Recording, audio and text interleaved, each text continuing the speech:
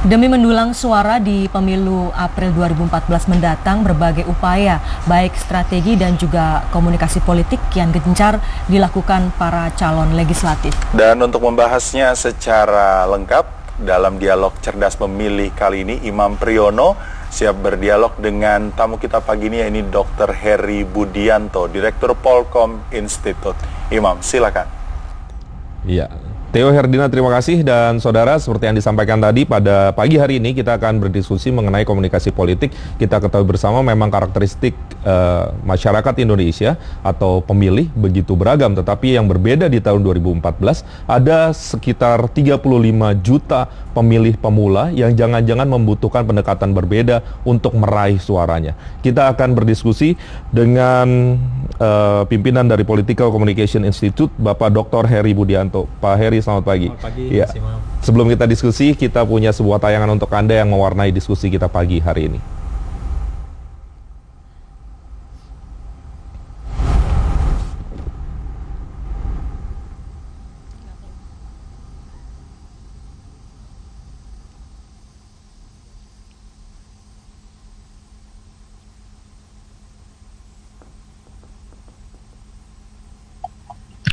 Pemilu legislatif sebentar lagi dihelat.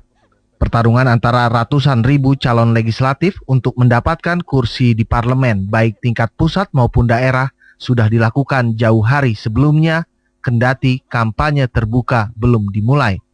Upaya mencari dukungan digalang dengan berbagai cara baik resmi maupun terselubung. Semua momen yang berhubungan dengan orang banyak dijadikan panggung untuk menebar popularitas termasuk bencana sekalipun.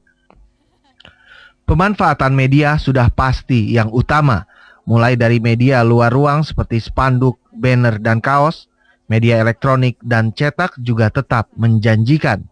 Suara potensial dari pemilih pemula yang mencapai 35 juta orang lebih juga diperebutkan para caleg dengan gencar berkampanye melalui media sosial. Dari sisi komunikasi politik, menarik untuk dicermati bagaimana para caleg menggalang sebanyak mungkin dukungan dari beragam tipe masyarakat pemilih. Karena persaingan ketat tidak hanya terjadi pada program kerja yang ditawarkan, tetapi juga modal sosial dan modal dana yang tentunya tidak sama satu dengan lainnya. Ya, Pak Heri, kita langsung saja berdiskusi. Ini menarik, 2014 jangan-jangan tipologi pertarungannya akan berbeda. Sekarang kabarnya sudah waktunya new media, begitu. New media bisa juga sederhana diartikan misalnya sosial media. Kan kita sudah lihat beberapa pemilihan pilkada misalnya memang banyak dominasi kampanye dengan cara seperti itu. Apakah 2014 akan menjadi pertarungan yang kurang lebih gambarannya seperti itu? Ya, 2014 ini menjadi sangat menarik ya bagi kandidat yang akan bertarung di pemilihan legislatif maupun pilpres. Dari awal ya, sejak 1 tahun yang lalu saya sudah mengatakan bahwa 35 juta kira-kira pemilih pemula kita itu sangat potensial untuk digarap oleh para kandidat. Kenapa? Karena memang itu kita kategorikan mereka adalah pemilih-pemilih cerdas yang sehari-hari mereka bersentuhan dengan media-media sosial ya terutama. Nah, ini tentu memiliki model baru dari sisi kampanye. Kita tahu 2004, 2009 sudah mulai itu para kandidat menggalang menggunakan itu. Ternyata tidak efektif. Karena apa? Karena memang jumlah daripada masyarakat atau pemilih pengguna media sosial itu masih sangat terbatas. Nah, di 2014 ini ada sangat potensial, dan karena memang kita lihat populasi dari 35 juta itu kan pemilih pemula, belum lagi masyarakat-masyarakat yang memiliki tingkat melek media, kemudian tingkat yang kita sering sebut mereka adalah pemilih-pemilih cerdas yang memang mereka terpaan dengan media dalam kehidupan sehari-hari itu memang sangat tinggi gitu. Oke. Media konservatif, misalnya televisi, radio, koran, begitu, dianggap sebenarnya masih punya ruang untuk merubah persepsi publik, utamanya televisi.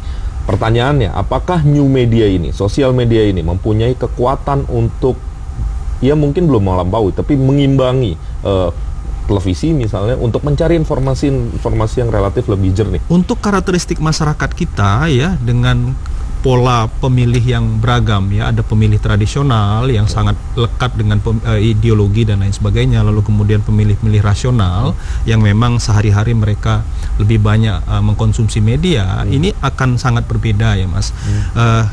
Kita lihat bahwa ternyata media-media mainstream seperti televisi itu masih sangat kuat mempengaruhi.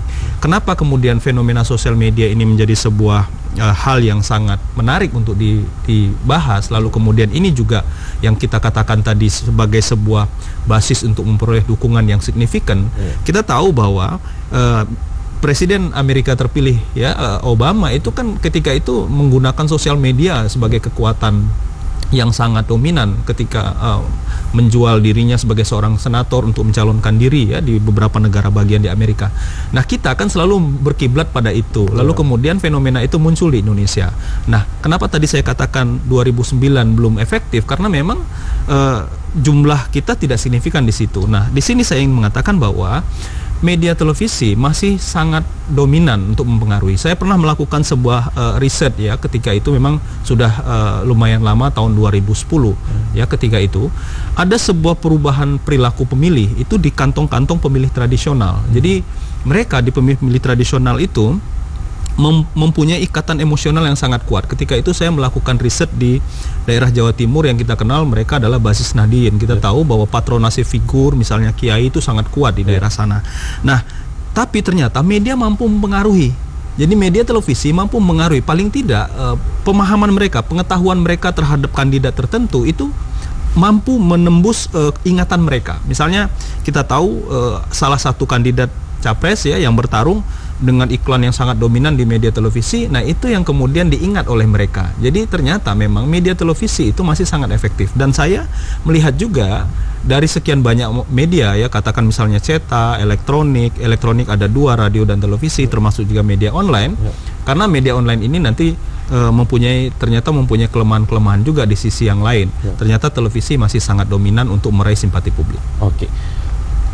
Kabarnya pada detik-detik terakhir, biasanya masa mengambang itu membutuhkan konfirmasi. Floating mass itu kadang-kadang kan menentukan siapa pemenang begitu. Nah, kabarnya juga new media ini atau sosial media kerap kali menjadi tambatan terakhir kadang-kadang. Karena misalnya terlihat di media mainstream, televisi misalnya sudah ada kecondongan, tetapi biasanya mereka juga mencari konfirmasi terakhir sebelum melakukan pencoblosan, yaitu di new media. Seperti itu, Pak? Iya, karena new media ini kan tipikalnya kan berbeda ya. Dia ini selalu mengalami sebuah pergerakan dan cepat sekali. Ini tipikal dari pemberitaan informasi dari media sosial. Nah, yang lebih fenomenal lagi, semua orang yang saat ini ya, kondisi saat ini kan mereka memegang smartphone. Dan itu masuk semua jaringan sosial media. Nah, jadi apa yang dipertanyakan oleh Mas Imam itu sangat mungkin sekali, karena pergerakan orang itu seiring dengan pergerakan informasi-informasi dari sosial media itu sendiri. Sehingga apa? Orang kan tidak perlu, misalnya media-media mainstream yang saya sebutkan tadi kan orang memerlukan waktu khusus. Kalau menonton televisi harus duduk, ya medianya ada di situ. Nah, kalau media sosial kan tidak. Kemana orang itu bergerak, sepanjang jaringan internet itu ada, maka dia akan bisa mengakses. Maka menurut saya memang yang dipertanyakan oleh Mas Imam, pergerakan politik itu begitu cepat dengan sosial media, lalu kemudian orang terdedah, lalu kemudian orang diterpa, dengan itu sangat mungkin terjadi karena tipikal medianya seperti itu. Oke, Pak Heri, yang menarik ternyata kalau dilihat perkembangannya di beberapa pilkada di kota-kota besar khususnya, tim-tim sukses sudah melakukan antisipasi terhadap hal tersebut. Ada tim-tim yang memang secara khusus didanai, kemudian beraktivitas untuk menggarap dalam tanda kutip massa melalui sosial media. Akhirnya berarti masyarakat harus lebih cerdas, harus lebih cerdik untuk menyiasati informasi yang dibagi di sosial media tersebut. Bisa ada tips mungkin tertentu untuk publik kita yang mungkin menonton dan kemudian biasa menggunakan sosial media untuk mengkonfirmasi calon? Iya, saya katakan begini, sosial media ini kan sesuatu hal yang baru, dinantikan, lalu kemudian juga ini bisa menjadi sebuah hal yang mendorong ya, artinya lompatan di 2014 itu sangat efektif. Tapi begini, penggunaan media ini itu memerlukan kecerdasan bagi kita semua. Inilah yang membedakan antara media-media mainstream dengan sosial media. Sosial media itu dia harus diakses, artinya media akses. Tanpa diakses kita tidak akan bisa masuk bagian daripada cyber community itu. Nah, artinya begini, satu orang itu bisa saja menggunakan banyak akses, ya, yang kita sebut login, ya, dia login masuk ke situ. Misalnya Mas Imam bisa saja menggunakan nama-nama lain. Nah, artinya apa? Misal ini saya justru ingin mengingatkan kita semua, masyarakat kita, bahwa ketika seorang kandidat misalnya followernya mencapai katakan ratusan juta misalnya, itu bukan bentuk real. Kita perlu pertanyakan, karena apa? Bisa saja satu orang mempunyai 100 akun untuk mengikuti seorang kandidat tertentu. Nah, itulah yang membedakan antara, saya sering menyebut istilah, ya, kalau kita menggunakan istilah dalam perspektif teori, the real community, masyarakat nyata, dengan cyber community. Masyarakat cyber community ini mereka mempunyai keunikan yang berbeda, dan itu tidak semua the real community itu merupakan bagian dari masyarakat cyber community. Karena kenapa? Itu tadi bisa jadi misalnya seperti contoh begini, ya, sekarang kita tidak sebut nama lah, misalnya ada kandidat yang betul-betul dipuja oleh banyak orang, lalu kemudian setiap kritik yang ditujukan kepada kandidat tersebut itu kan pasti akan ditimbali oleh beberapa orang gitu. Nah, ini kan tentu agak meragukan apakah betul itu didukung atau dibuat oleh banyak orang. Jangan-jangan hanya satu nama lalu kemudian banyak akun. Nah, inilah kelemahan menurut saya dari sosial media yang merupakan bagian daripada cyber community. Ya. Sekarang yang menarik juga pola atau cara berkampanye di dalam sosial media. Kerap kali sosial media, misalnya salah satu engine-nya misalnya Twitter, tentu sangat berbeda kulturnya dengan Facebook misalnya, atau dengan yang lain, Pet misalnya, atau Instagram. Di Twitter misalnya, kerap kali kita melihat saling bersautan, saling menghujat dalam tanda kutip, dan yang lain-lain. Seberapa jauh sebenarnya ini akan berpengaruh positif atau negatif terhadap demokrasi kita? Tentu kita tidak menginginkan voice sebesar-besarnya kemudian kita tidak mencerdaskan publik atau demokrasi kita itu sendiri. Iya, jelas ya, karena begini, tadi yang saya katakan misalnya satu kandidat didukung oleh sekian banyak follower misalnya, ya kalau di sosial media jelas itu belum tentu itu adalah dukungan murni. Nah, bentuk-bentuk seperti ini menurut saya tidak sehat, ya.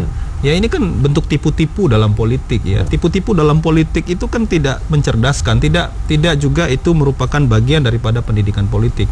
Dalam sebuah proses demokrasi, di dalamnya ada pemilihan di mana kandidat-kandidat bertarung di dalam pemilihan legislatif maupun dalam pilpres atau pemilihan-pemilihan kepala daerah.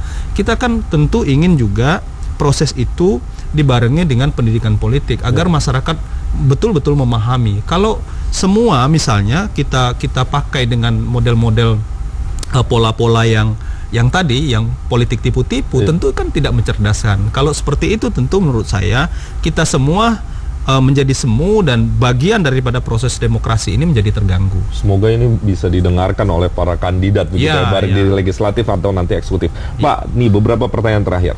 Yang menarik juga, jelang 9 April misalnya ada pemilu legislatif di sana, banyak media-media yang lebih konservatif lagi masih tampaknya menjadi andalan para caleg. Poster, spanduk, kemudian banner dan yang lain-lain. Ini masih didorong para caleg dengan, walaupun sekarang di aturan penyelenggaraan pemilu dibatasi begitu. Apakah ini akan menjadi efektif untuk merubah persepsi atau membuat orang memilih mereka? Ya, ini menarik ya, Mas Imam ya.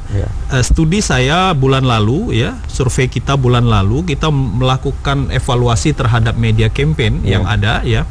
Ternyata media-media luar ruang itu, baleho, poster dan lain sebagainya itu tidak efektif. Jadi banyak calon menghamburkan uangnya, memasang di semua tempat, lalu itu mengganggu keindahan kota. Ternyata tidak efektif. Apa ya? Salah satu temuan survei kita menyebutkan bahwa pemilih atau masyarakat itu melihat gambar, tahu wajah, tapi tidak tahu nama.